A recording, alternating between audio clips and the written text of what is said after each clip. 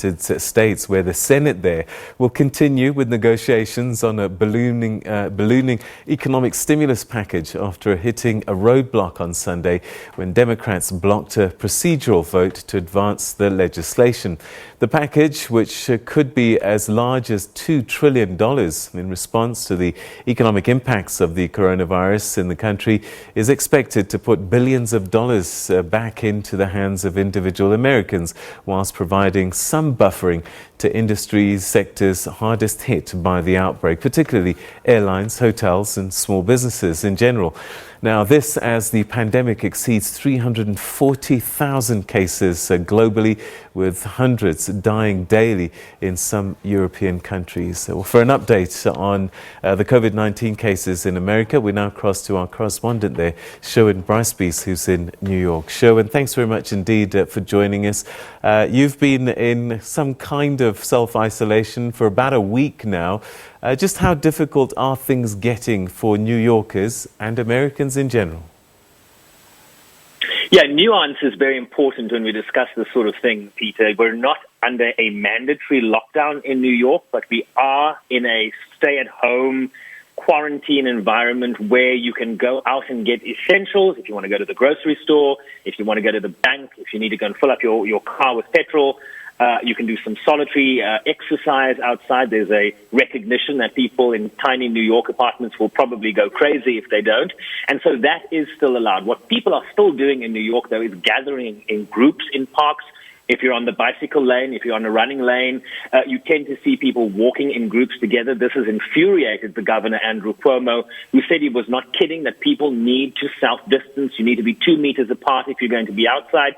And you should go about your business in an expeditious way and then go back home. They do not want to place people under mandatory quarantine. This has been something he has avoided. He's taken steps to mandate that all companies in the city, in the state of New York, have 100% of their workforce, where possible, working from home.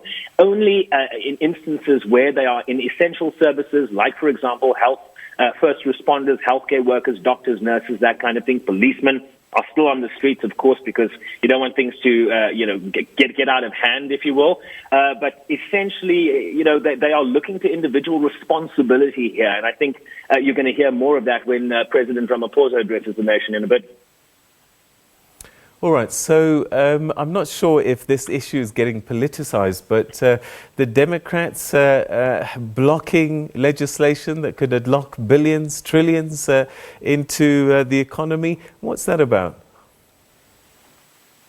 Look, I mean, the market sort of tanked a little bit overnight. The futures had hit their 5% drop threshold in terms of, reacting to what was happening on Capitol Hill. We all know that there will be a stimulus package passed by the United States Senate. It then has to go to the United States House of Representatives and then to the President for signature before this can happen. And of course, as happens on any bill worth $2 trillion, some 35 trillion rand, there will be some roadblocks in that negotiating process. And I think that's what you're seeing from Democrats. Essentially, what you want from both sides is for them to coalesce around the compromises, right? Republicans tend to be more pro-business. Democrats tend to be more pro-work. And I think that's the conflict you are seeing now. Democrats want to ensure that the some $500 billion that will be set aside for individual Americans and families, essentially the government wanting to put checks in the hands of Americans who are unable to earn an income right now, people that work on commission, the people that drive Ubers and taxis and all that kind of stuff. But Democrats are fighting to ensure that this $2 trillion bill does not favor big business, as was the case with a very, very big tax cut, the signature legislation passed when Donald Trump came into office. So that, I think, is the conflict. I think that no one should be in any doubt. All lawmakers on both sides of the divide see this as a pressing issue.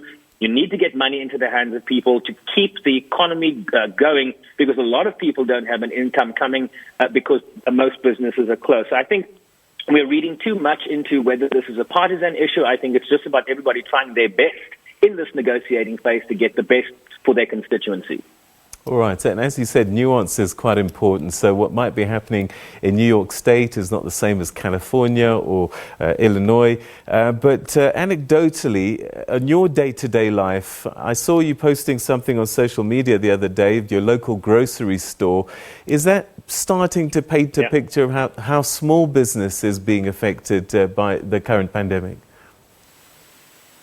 What you hear from the likes of President Donald Trump, the federal government, is that supply chains in terms of food distribution around the country has not been affected by this. In fact, this is an opportunity for, I think, grocery stores and industry and of the like to make some good profits here. In fact, Walmart, one of the biggest food suppliers in the United States, is posted something on Twitter saying that they will be hiring around 150,000 people. So there are some segments of the economy, unlike your cruise liners or your hotels or your airlines, that are actually prospering during this crisis. What do people do when they stay at home? They tend to watch a lot of TV and eat some more.